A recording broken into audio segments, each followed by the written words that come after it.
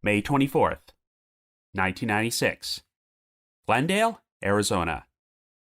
19-year-old Diana Shawcroft and her 19-year-old best friend Jennifer Lueth leave their apartment to visit a nearby convenience store, but they never return and are last seen climbing into a pickup truck with an unidentified man. 3 months later, Diana and Jennifer's bodies are discovered in a remote desert area 100 miles away, and it is determined that they were the victims of a homicide. After their family set up a memorial shrine at the crime scene, some photos are stolen from a frame which is set up there, but even though the killer is believed to be responsible, they are never identified and the murders remain unsolved. After that, the trail went cold.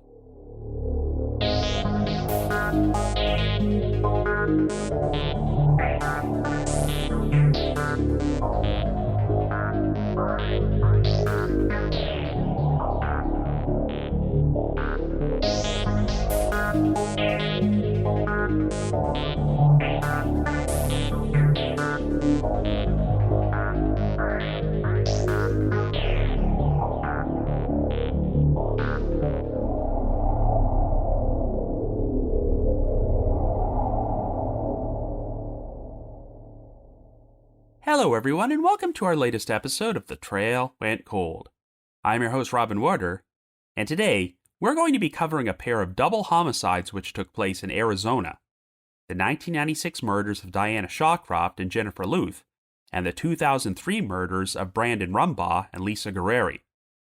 Even though these cases are not believed to be connected, I've received requests to cover both of them, and the one thing they have in common is that they involved a pair of victims being found murdered in a remote desert area of Yavapai County. Of course, the Diana Shawcroft-Jennifer Lueth case was featured on Unsolved Mysteries, as the two friends went missing after taking a trip to a convenience store and were last seen climbing into a pickup truck being driven by an unidentified man before the remains were found 100 miles away 3 months later. To this day, their cause of death has never been released publicly, but what's particularly creepy is that the victims' families would set up a memorial shrine at the spot where their bodies were found, in which pictures of Diana and Jennifer were displayed in a frame, but years later, the photos would be stolen. And since only a small handful of people knew where this shrine was, it's been suspected that the killer may have returned to the scene of the crime to collect a memento. Unlike Diana and Jennifer, Brandon Rumbaugh and Lisa Gurrieri were not abducted, as they elected to go camping in a remote area near the ghost town of Bumble Bee before they were shot to death while lying in their sleeping bags in a truck bed. For this reason, the crime is often referred to as the Bumble Bee Road Murders, and to this day, opinions are divided about whether the couple was murdered by a stranger or someone they knew. In recent years, one of the most talked about clues in this case is a broken disposable camera that was found near the murder scene, containing some photographs which were taken of Lisa and Brandon shortly before they were killed, and investigators have been trying to figure out if they have any significance to what happened. So in this episode, I'll start off by discussing Diana and Jennifer's case before I provide my theories and analysis, and then I'll do the same thing with the Bumble Bee Road Murders. Anyway, before we get started, just a quick reminder that The Trail Went Cold is a weekly podcast, which is currently available for download on several platforms, including Apple Podcasts, Spotify, Amazon Music, YouTube Music, Podcast Addict, and more. So if you like this podcast, be sure to subscribe to it, and please leave us a rating or review on any of those sites to help spread the word and garner us more exposure. The Trail Went Cold is on Patreon, so if you would like to learn how to support the show, please visit our page at patreon.com/thetrailwentcold. For as little as $1 a month, you can garner access to exclusive rewards, including stickers and thank you cards, early access to episodes, and bonus content, as our Patreon page has over 80 exclusive bonus episodes and archives which are not available on our regular feed. So with all that out of the way, let us now start off by exploring the murders of Diana Shawcroft and Jennifer Lueth.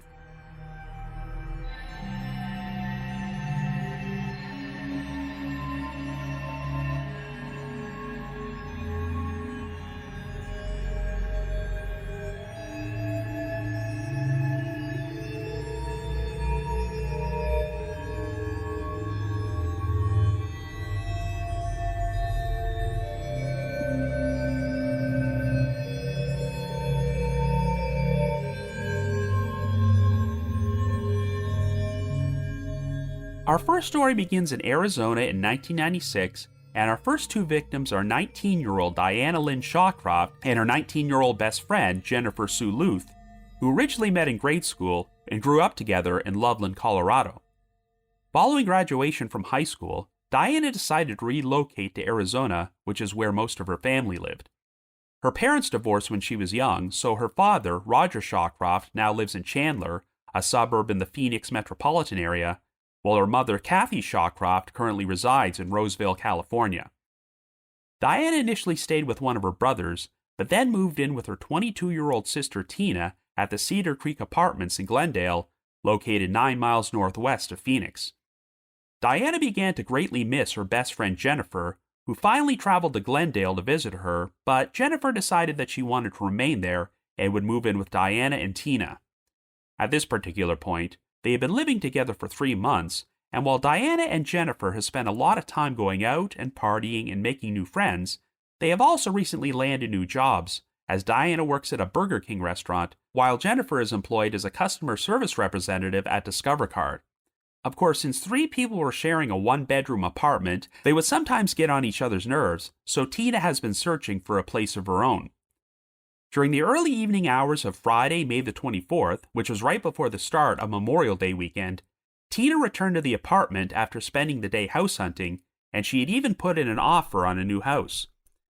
Diana and Jennifer were planning to go out and do something and invited Tina to tag along, but since she was feeling exhausted, Tina said that she wanted to stay home.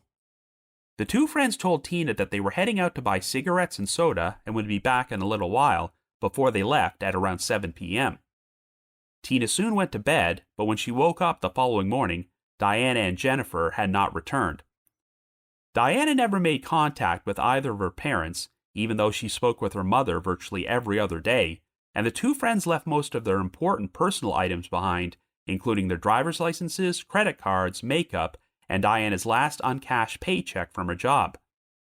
When Diana and Jennifer failed to resurface, Tina reported them missing to the Glendale Police Department. Jennifer's parents, Bob and Deborah Lueth, were soon informed about her disappearance, and they traveled from Loveland to Glendale to help search for her. Kathy Shawcroft traveled from Roseville to do the same, and her employer, the Del E. Webb Corporation, would even allow her to permanently relocate to Arizona to be closer to the investigation, and also offered a $25,000 reward for information. The Lueth and Shawcroft families would spend a lot of time searching the area and circulating and passing out missing persons flyers in hopes of finding Diana and Jennifer. It turned out that after leaving their apartment on the night they disappeared, the two friends walked 2 blocks to Danny's Mini Mart and Variety Store, which was located at the corner of 59th Avenue and Camelback Road. The clerk who was on duty that night confirmed that Diana and Jennifer bought some cigarettes and soda and then spent the next 2 hours hanging out on a bench outside. At around 9 p.m., the clerk said that a blue pickup truck pulled into the parking lot, and Diana and Jennifer went over to speak with a man behind the wheel, which gave the clerk the impression that they knew him.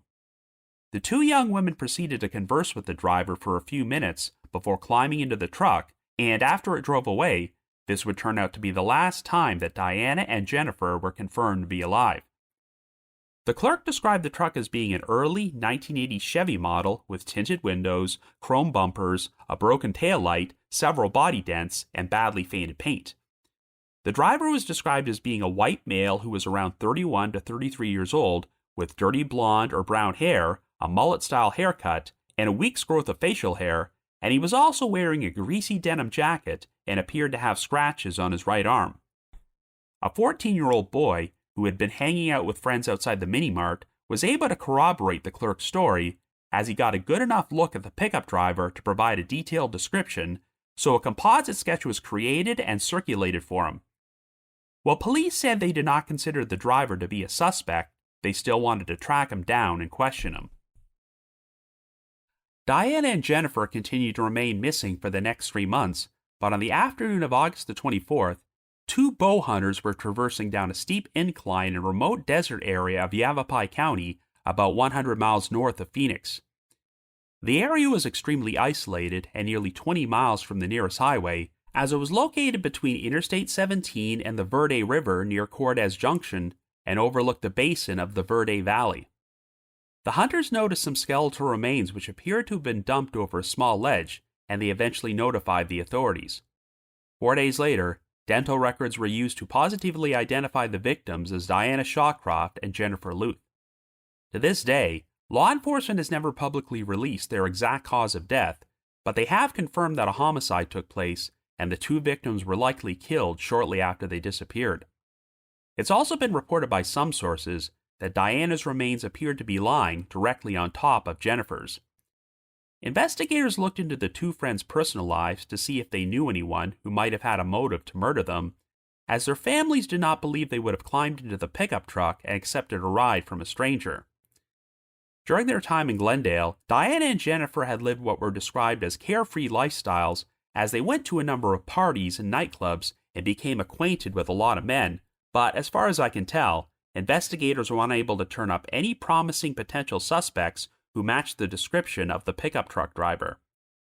However, the spot in Yavapai County where the girls' bodies were found was very isolated and only would have been accessible for someone driving a pickup or a 4-wheel drive vehicle on a rough dirt road, so there was speculation that the killer was familiar with the area and had camped or hunted there before. The victims' families also wondered if there were multiple people involved in the crime, as they figured that the 2 girls would have put up a fight and been difficult for only one perpetrator to handle. In December of 1996, 5 months after the discovery of Diana and Jennifer's remains, the family decided to erect a memorial shrine at the spot where they were found. They put up 2 redwood crosses at the location and placed a number of items in front of them, including a frame containing photos of the 2 victims. Over the next few years, law enforcement performed occasional surveillance at the shrine on the off chance that the killer might decide to pay a visit there, but on September 29, 2000, they were surprised to discover that someone had gone to the trouble of removing Diana and Jennifer's photos from the frame. At the time, the exact location of the shrine had not been released to the public, so the only people who knew where it was were the victims' families, law enforcement, and crews from 4 news stations who had traveled there to film footage of them putting up the shrine. And since the spot was so remote and difficult to find, and nothing else appeared to be disturbed, investigators suspected that the killer had returned to the scene of the crime in order to steal the photos, possibly as some sort of memento. The case would be featured on an episode of Unsolved Mysteries which aired in August of 2002, and 5 years later, it would also be the subject of an episode of the paranormal-themed true crime series Haunting Evidence, which was titled Deep in the Desert, and featured a psychic profiler, a spirit medium, and a paranormal investigator traveling to the scene of the crime in hopes of experiencing visions that would help them uncover new information to assist law enforcement. And not surprisingly, this failed to generate any useful leads. In November of 2010, it was announced that the Glendale Police Department had received a new $283,000 grant which allowed them to perform DNA testing on evidence from unsolved cold cases, and they were hoping to do a new forensic analysis on some hairs and fibers which had been collected from the crime scene, but it's unclear if any testing ever took place and what the results may have been. Sadly, 3 of the 4 victims' parents have since passed away. In May of 1997, just 1 year after the murders took place, Diana's mother Kathy died at the age of 46. Her father Roger would follow suit when he died in September of 2019 at the age of 70. Jennifer's father, Bob Lueth, died on Memorial Day in May of 2014 at the age of 64, leaving her mother Deborah as the only surviving parent.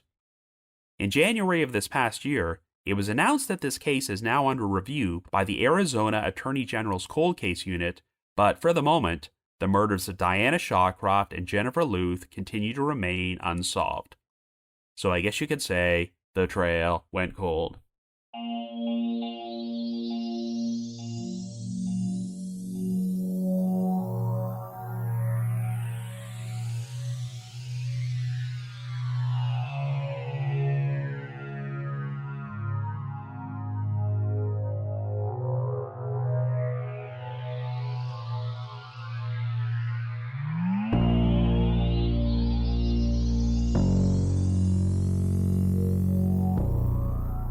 So I consider this to be one of the more underrated cases ever featured on Unsolved Mysteries, as it hasn't been the subject of much discussion, likely because there isn't a whole lot to talk about. In fact, that's probably one of the main reasons it has taken me this long to feature it on The Trail Went Cold, as other than the sighting of Diana and Jennifer climbing into the pickup truck with the unidentified man, there really isn't much to work with. I just mentioned that one of the saddest aspects of this case is that 3 of the 4 victims' parents have since passed away without receiving any answers about what happened, and since Kathy Shawcroft died at the young age of 46, only a year after losing her daughter, it's been speculated that she died of a broken heart. Thankfully, the case returned to the spotlight just a few months before this episode's release, when ABC 15 News in Phoenix produced a 20-minute segment as part of their Arizona Crime Uncovered series, and it featured an all-new interview with Diana's sister, Tina.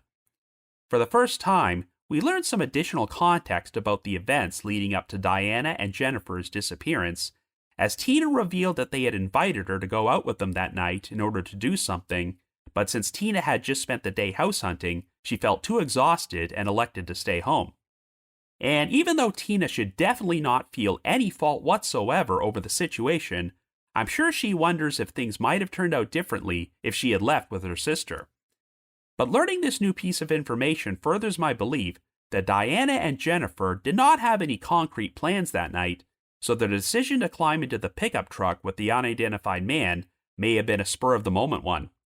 The only thing we know for certain is that after Diana and Jennifer left the apartment, they walked to Danny's Mini Mart and variety store 2 blocks away, and all they seemed to have on them was a small amount of cash and change to purchase cigarettes and soda. The clerk said that the 2 girls hung out on a bench outside the store for about 2 hours, and while this might seem like an odd concept for today's generation, that sort of thing was not uncommon during the 1990s, as young people would often kill time by hanging out in public places for hours until they figured out what to do. I don't think either girl owned a cell phone, and I haven't heard anything about them using a payphone at the store, so it might just be pure chance that this pickup truck driver happened to pull up there and saw them before they agreed to accept a ride. Both the clerk and a 14-year-old boy who was hanging out around the store reported seeing the man in the truck, and based on the clerk's account, Diana and Jennifer chatted with the driver for a few minutes, and he got the impression that they knew him. Now, their families have always been adamant that they never would have gotten into a vehicle with a stranger, but I noticed that they almost seemed to contradict themselves during their interviews on Unsolved Mysteries, as Jennifer's mother, Deborah Lueth, stated, quote, "I think both Jenny and Diana were very naive and innocent. I think like most 19-year-olds, they think they're invincible and can just conquer the world.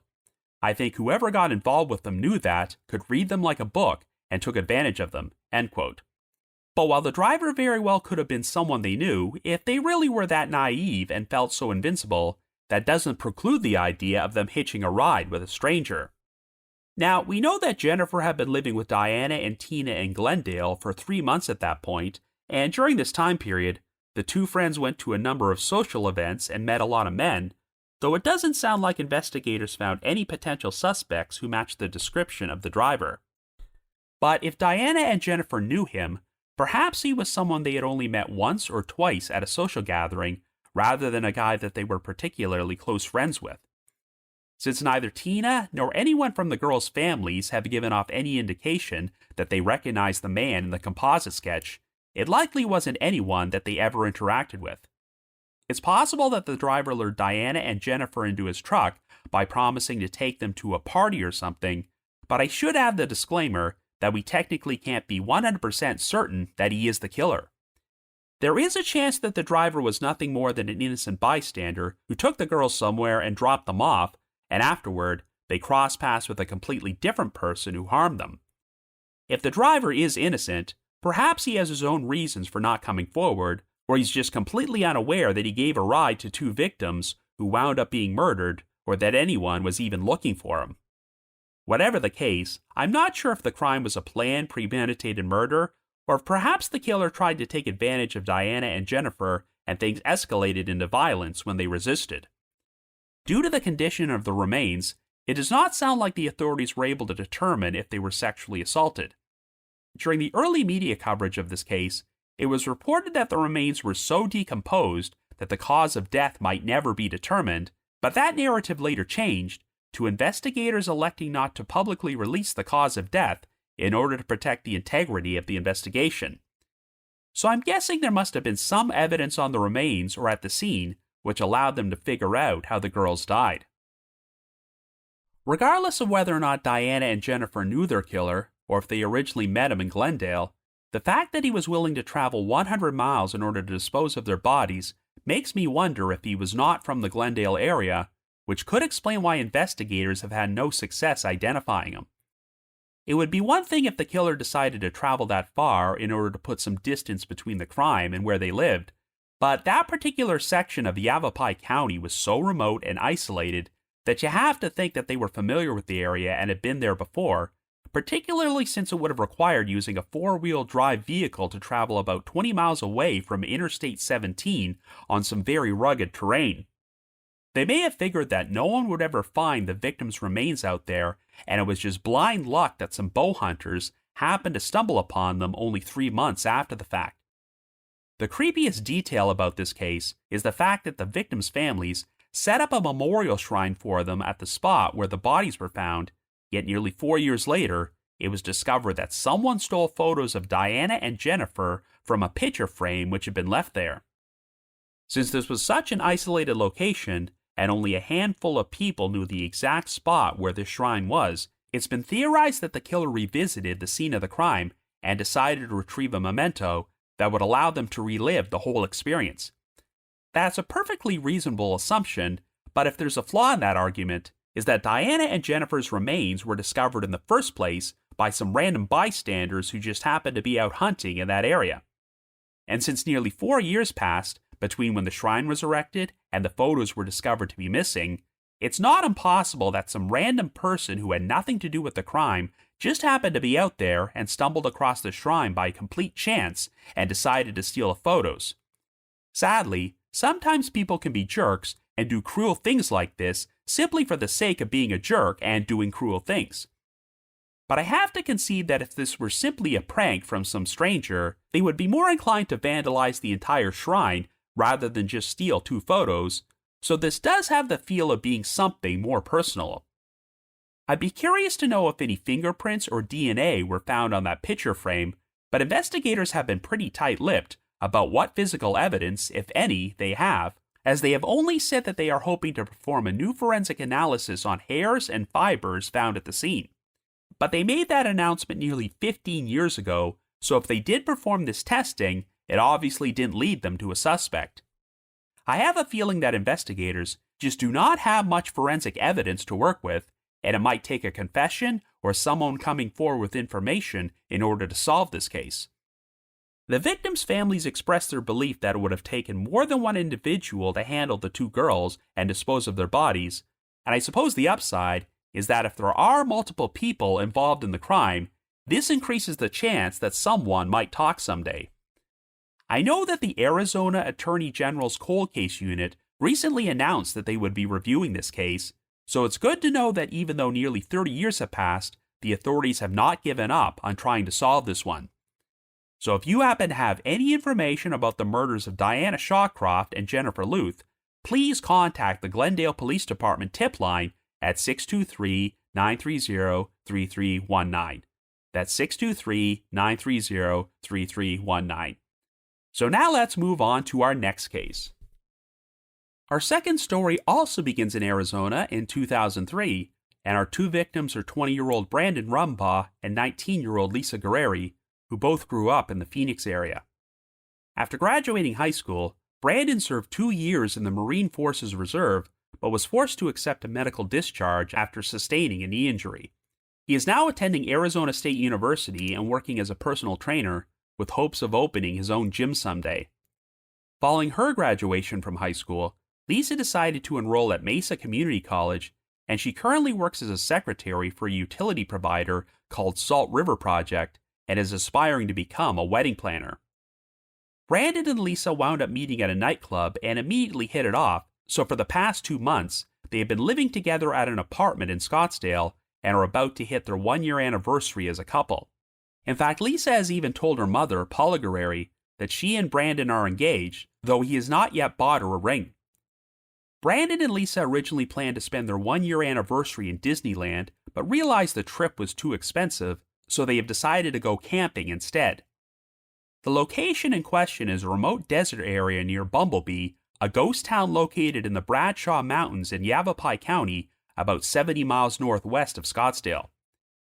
The area has always been known for being a popular camping spot, and since Brandon and Lisa had actually spent their first date there lying in the back of a pickup truck and looking at the stars before they fell asleep in each other's arms, they are hoping to recreate that experience. On Friday, October the 17th, Lisa visited her mother Paula in Mesa and asked if she could borrow her pickup, a white 2000 Ford F-150. Since Brandon had to work the following day, their camping trip would only last one night, and Lisa promised that she would return the truck in the morning. Paula agreed to the request, and Brandon and Lisa both left in the truck, but on October the 18th, they did not return as planned and made no attempt to contact Paula, which she felt was very out of character. She tried calling Brandon and Lisa's cell phones, but only got a pre-recorded message about no service being available, which seemed to indicate that they were both in a remote area out of range. Concern grew when Brandon did not show up at work for his scheduled shift that day without calling anyone, so Paula eventually contacted the Mesa Police Department in order to report Branda and Lisa missing. When they failed to resurface by the following morning, the couple's friends and family members traveled to Yavapai County in order to perform their own search for them. They would split up and start checking a number of side roads located off Interstate 17 near Bumble Bee, and one of Brandon's friends and two other companions would search Bumble Bee Road, which ran parallel to the interstate about 2 miles west of it.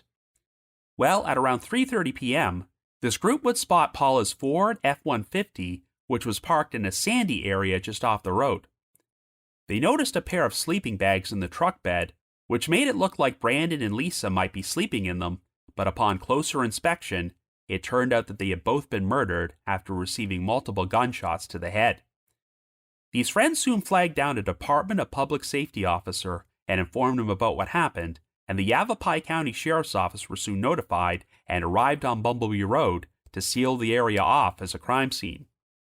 When autopsies were performed on the couple's bodies, it was determined that they were both fatally shot with a .25 caliber handgun, though the murder weapon was never found. Since Yavapai County was a popular camping spot, the sheriff's office estimated that as many as 1,000 people could have camped in the area that weekend. Eyewitnesses had reported seeing the F-150 parked in that spot for at least 24 hours before the bodies were found, though no one reported seeing or hearing anything unusual. But based on their accounts, investigators estimated that Brandon and Lisa were likely killed sometime between the late evening hours of October the 17th and 8 a.m. on the morning of October the 18th. Since they were lying in their sleeping bags, they may have been asleep when they were shot, though one investigator would later say there was evidence that Lisa may have woken up during the attack. Surprisingly, no footprints or tire tracks leading to or from the crime scene could be found, and no shell casings were recovered either. There were no signs of sexual assault, and neither victim had any traces of drugs or alcohol in their systems. On the surface, robbery did not appear to be the motive for this crime either, as the only items which appeared to be missing were the keys to the truck and a VHS video camera which Lisa had borrowed from her mother, who confirmed that the camera's empty case had been left behind.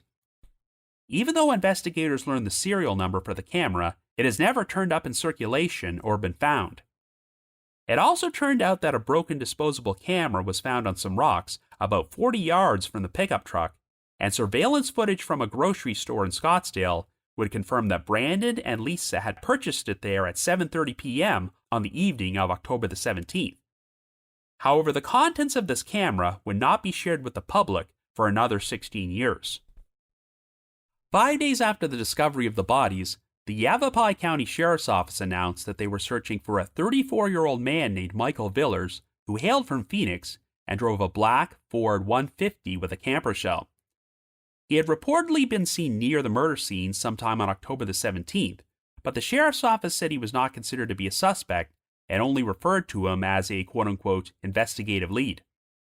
Villers was soon tracked down and questioned and was described as being cooperative, though it's not clear if he provided any useful information about the case. Lisa's co-workers at Salt River Project would hold a car wash in order to raise money for funeral expenses and a reward fund, and a $10,000 reward was soon offered for information leading to the arrest and conviction of the killer. On November the 11th, investigators would announce that they were hoping to identify and locate a man who had been seen arguing with Brandon in the doorway of his apartment. This argument allegedly took place a few days before Brandon and Lisa left on their camping trip at around 10 p.m. at night, and the man was described as being a husky Caucasian who appeared to be in his 40s and was wearing a white t-shirt and blue jeans. But it sounds like this man was never identified, and I'm not sure if the authorities ever learned any further information about this argument. Well, months later, on May the 3rd, 2004, 65-year-old William Ray Middaugh and 74-year-old Omer Lee Casey, a pair of friends from the town of Somerton, were found shot to death near Crown King, a former gold mining town which was located in the Bradshaw Mountains of Yavapai County. The two friends had traveled there for an overnight camping trip before they were killed, and the perpetrator had stolen their pickup truck. However, the killer also left their own vehicle behind near the crime scene, and it was soon identified as belonging to 21-year-old Rusty Rankin, the son of a Phoenix police officer, and he had apparently stolen his father's department-issued gun in order to commit the murders. The following day, Rankin was tracked to a motel in Colorado Springs, and when police arrived, he proceeded to barricade himself inside his room. After a 3-hour standoff, Rankin elected to take his own life by shooting himself. To this day, no one knows the motive for why Rankin decided to kill Middaugh and Casey, as it's possible he just stumbled upon the two victims completely at random and decided to shoot them. Since this particular double homicide took place just over 20 miles away from Bumble Bee Road, and the two crimes were similar, investigators looked into the possibility that Rankin could have killed Brandon and Lisa. A number of firearms were found in Rankin's motel room, but none of them were the murder weapon from the Bumble Bee Road killings. At the time, it was reported that investigators did not believe there was any connection between the two crimes, but we'll revisit this angle momentarily. In August of 2004, yet another similar crime took place when 26-year-old Jason Allen and his 22-year-old fiancée Lindsay Cutshall were both shot in the head with a .45 caliber rifle while camping and lying in their sleeping bags on Fish Head Beach in the small coastal hamlet of Jenner, California. Investigators explored the possibility that the same perpetrator could have been responsible for the Bumble Bee Road murders, but in May of 2018, a suspect named Sean Gallen was charged with the crime. Once again, the victims were believed to have been killed at random, and investigators have found nothing to indicate that Gallen was responsible for shooting Brandon and Lisa. In November of 2019, Phoenix media outlets produced a new TV segment about this case as part of their True Crime Arizona series, where reporter Brianna Whitney interviewed Lisa's paternal uncle, Mike Gurrieri. Lisa's father had died of cancer when she was young, so Mike helped raise her, and during his interview, he expressed his suspicions towards a male friend of Brandon's who was reportedly infatuated with Lisa. Mike alleged that Brandon and his friend had gotten into a fight over the situation, so he believed that when Lisa turned this guy down, things may have escalated into murder. Mike also confirmed that this was the same friend who found the pickup truck and discovered the couple's bodies, but Mike suspected that he may have staged the event, that even if the friend was not the one who personally pulled the trigger and shot Brandon and Lisa, he at least knew more than he was letting on. Mike claimed that shortly after the murders took place, he was driving to the friend's residence in order to personally question him when he received a call on his cell phone that the guy had abruptly cleaned his place out and moved away, and he wound up relocating to Washington State. During this same segment, Whitney interviewed Lieutenant Frank Barbaro, the lead investigator from the Yavapai County Sheriff's Office, and asked him about the allegations against this friend. Barbaro confirmed that the original investigators had interviewed this guy and cleared him as a suspect after he passed a polygraph, but Barbaro acknowledged that he personally would not have ruled anyone out on the basis of a polygraph, so he was planning to re-interview the friend as well as a number of other people associated with the case. For the first time, law enforcement also agreed to publicly display the final photos from the roll in the broken disposable camera found near the murder scene. The last two photos were separate pictures of Brandon and Lisa sitting in the back corner of the truck bed at nighttime, and it's believed that they were taken not long before they were killed. Even though nothing appeared to be unusual about either photo, and Lisa was smiling for the camera, Paula Gurrieri would state during an interview, quote, "It wasn't her smile. It was like she was scared and she was smiling," end quote. Before these two pictures were taken, the last photo on the roll was an overexposed grainy image which had about 90% of the frame cut off. However, the remaining image appeared to show a light fixture with a CFL light bulb which may have been taken inside a building, and investigators have speculated that the building may have been a specific restaurant in Bumble Bee, which has since closed down. While the photo was likely taken well before Brandon and Lisa arrived at the campsite and were killed, investigators still wanted to pinpoint the exact location, as tracking the couple's movements in the hours prior to the murders could offer further insight into the crime. I mentioned earlier that when Rusty Rankin took his own life, following the double shooting of William Ray Middaugh and Omer Lee Casey back in 2004, investigators were initially inclined to believe that the crime had no connection to the Bumble Bee Road murders. However, during his True Crime Arizona interview, Lieutenant Barbaro made the surprising announcement that he was now looking at Rankin as a potential suspect in this crime and had not completely ruled him out, though he did acknowledge that none of Rankin's DNA or fingerprints were found at the Bumble Bee Road murder scene. Barbaro also confirmed that new DNA testing was being performed on items which had never been tested before, such as Brandon's pants, as his pockets were apparently found pulled out, and investigators wanted to see if the killer may have left their DNA there. Even though Mike Gurrieri had his suspicions about one of Brandon's friends being the perpetrator, it seems like law enforcement are inclined to believe that Brandon and Lisa were killed by someone they did not know. The Yavapai Silent Witness Program has offered a $10,000 reward for information leading to the arrest and conviction of the perpetrator, but after more than 20 years, the Bumble Bee Road murders continue to remain unsolved. So I guess you could say the trail went cold.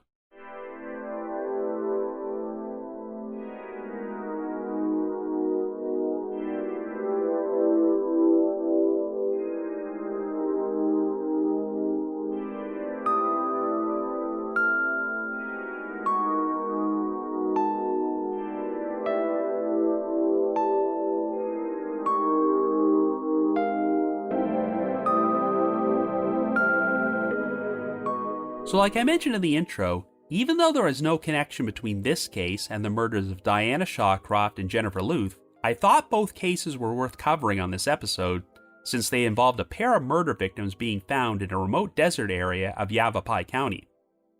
But while it's possible that Diana and Jennifer were killed at another location before they were dumped at the spot they were found,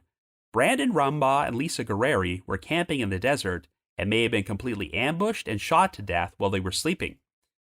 Much like the Shawcroft-Lueth murders, it seems apparent that law enforcement has withheld key information about this crime from the public, though they have gradually released some interesting new details over the past 6 years. Of course, the one detail which has caused a lot of new analysis among online sleuths is the release of the final 3 photos from the roll of the broken disposable camera found near the murder scene.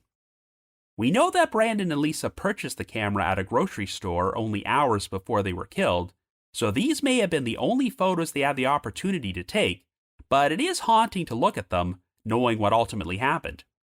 I've seen people speculate that the couple was under duress or feeling uncomfortable in these photos, or that their killer may have even taken them, but from my point of view, I don't see anything unusual or out of the ordinary, as Brandon and Lisa likely just took the photos of each other shortly before they got into their sleeping bags, and someone later showed up and shot them.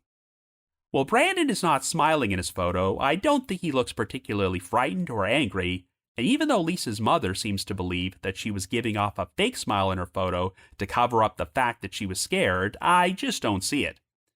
The whole situation has given me flashbacks to another case, and that's the 2009 disappearances and unexplained deaths of Bobby and Sherilyn Jameson, which I covered back on episode number 252 of this podcast.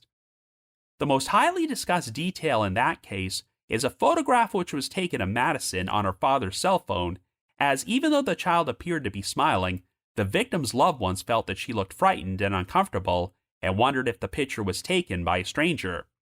But many people who have studied the Jameson case, including yours truly, have never felt there was anything unusual about the photo of Madison, as I think it's only become retroactively ominous because she happened to go missing and wind up dead under mysterious circumstances.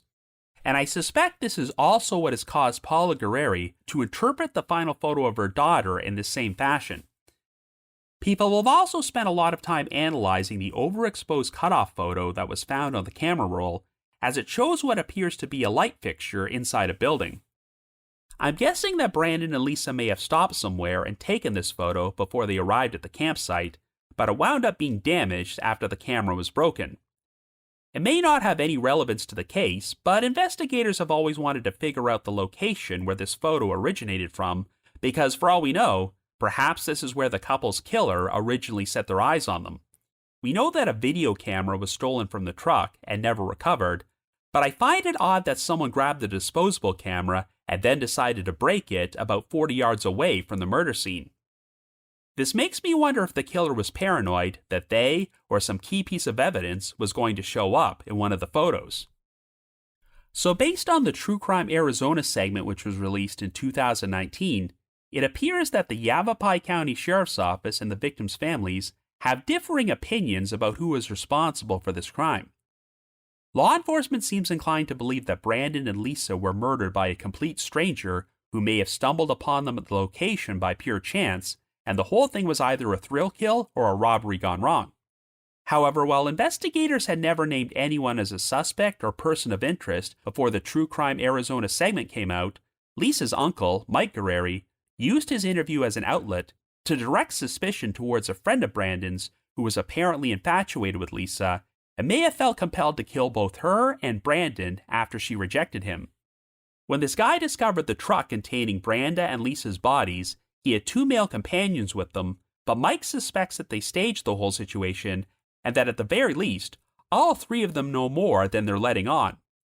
Mike also found it odd that this friend apparently packed up and moved away to Washington State almost immediately after the murders took place. Now, during the original investigation, the friend was questioned and apparently cleared as a suspect after he passed a polygraph, but Lisa's family believes that the Yavapai County Sheriff's Office blew the original investigation and let this guy slip through their fingers. When I first heard that he was cleared, I did roll my eyes because I'm sure you all know that polygraphs are unreliable, so you should never use them as a basis to rule someone out unless there is additional corroborating evidence.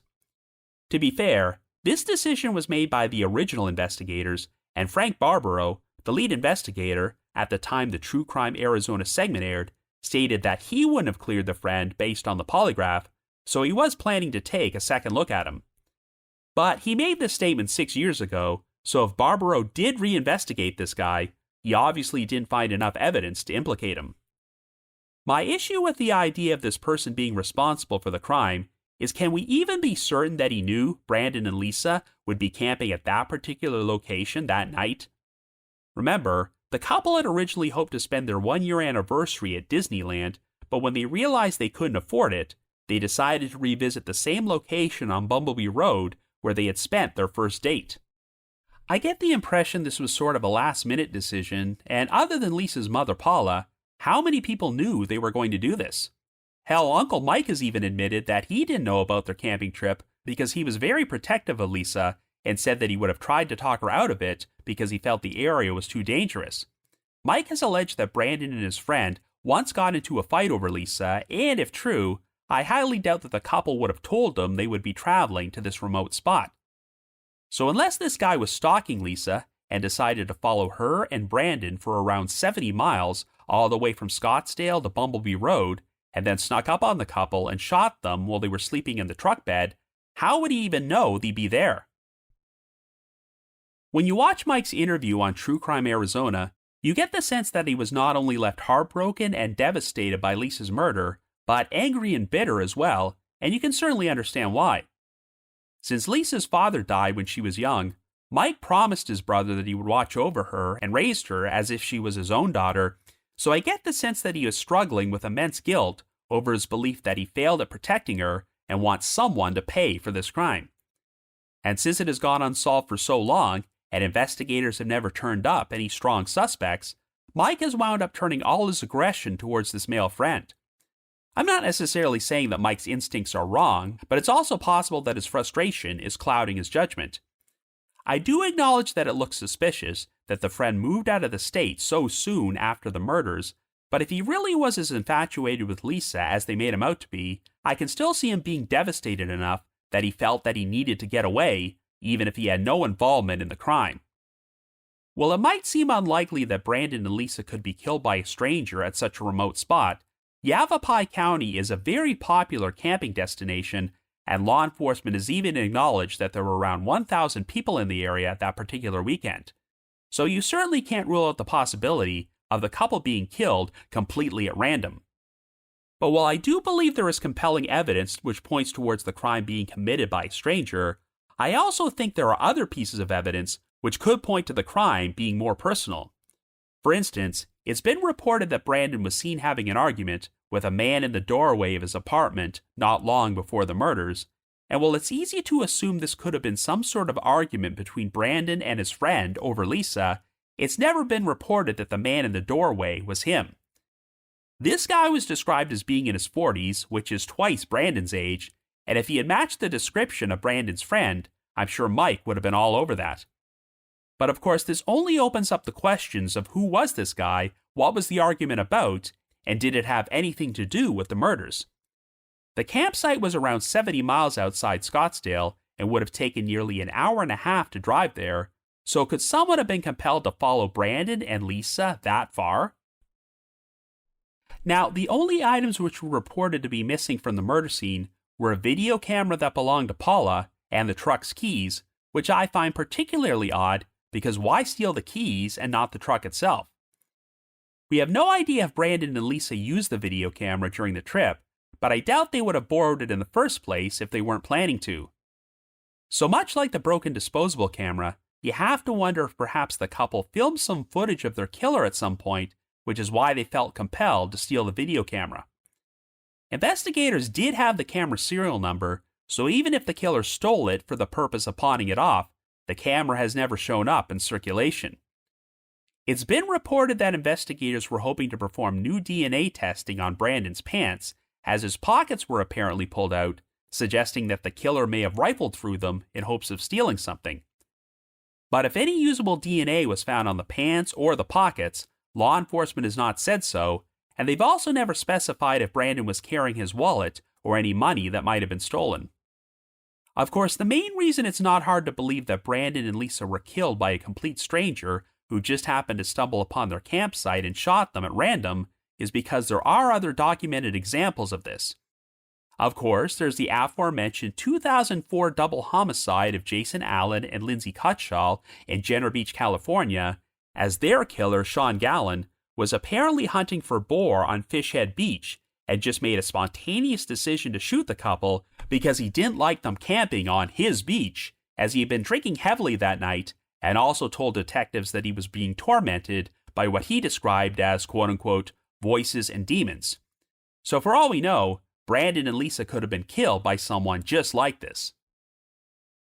And that brings us to Rusty Rankin, who fatally shot William Ray Middaugh and Omer Lee Casey, who were camping in the desert in Yavapai County just over 6 months after this crime.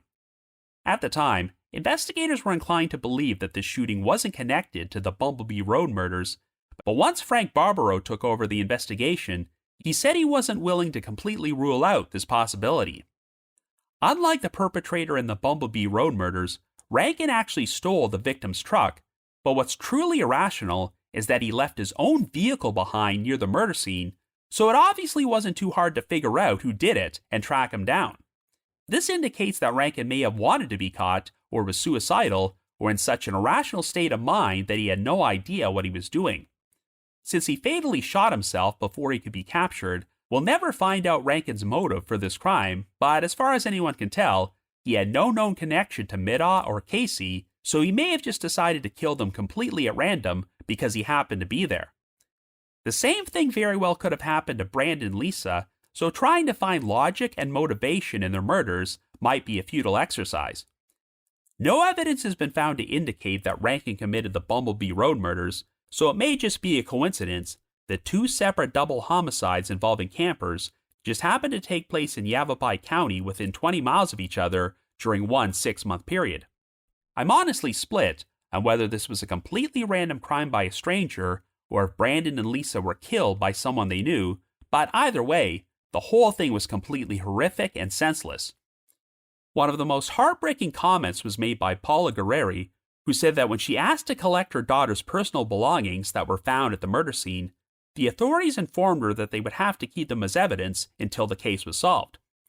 Paula figured this would only be about 2 or 3 years tops, but here we are over 20 years later, and she still hasn't gotten Lisa's belongings back. Much like the Shawcroft Lueth case, if there isn't all that much physical evidence to work with, the one way this case might finally be closed is if someone confesses or talks, or the right person winds up coming forward. So if you happen to have any information about the murders of Brandon Rumbaugh or Lisa Gurrieri, please contact the Yavapai Silent Witness Anonymous Tip Line at 1-800-932-3232. That's 1-800-932-3232. But if you just have your own thoughts about what happened in either of today's featured cases, feel free to leave me a comment or send me an email to robin.warder@icloud.com. That's robin.warder@icloud.com. Now, the reminder that The Trail Went Cold is on Patreon, so please visit patreon.com/thetrailwentcold to learn how you can support our podcast and become eligible for some pretty neat rewards.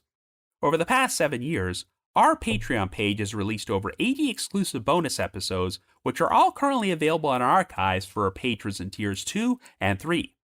This past month, I released another one of my cinema-themed episodes titled 10 Underrated Crime Films, in which I discuss some of my favorite crime movies which I consider to be overlooked. I've also dropped an exclusive bonus episode from my spin-off podcast, The Path Went Chili, in which myself and one of my co-hosts, Jules, discuss the story of the Hatbox Baby, an abandoned infant who was supposedly found in the Arizona desert on Christmas Eve in 1931. And for our patrons in Tier 3, I've recorded another new audio commentary track which can be played over a classic episode of Unsolved Mysteries, and we now have over 70 of those commentary tracks in our archives. I'd also like to give a shout out to our most recent listeners who have signed up with us on Patreon this week, and they are Holly B. and Lori M. Thank you all so much for your support. I just wanted to give another shout out to my supporters at the Unsolved Mysteries message board at the Sitcoms Online forum and the Unresolved Mysteries subreddit. I need to provide a big thanks to Miguel Foote, who edits and assembles this podcast together for me, and Vince Nitro, who composes the eerie music you hear on every episode. If you haven't already, you can like us on Facebook, follow us on Twitter and Instagram, or leave us a rating or review on Apple Podcasts, Spotify, Amazon Music, YouTube Music, Podcast Addict, or whatever your favorite podcasting platform is. So have yourselves a great week and join us next Wednesday for another brand new episode of The Trail Went Cold.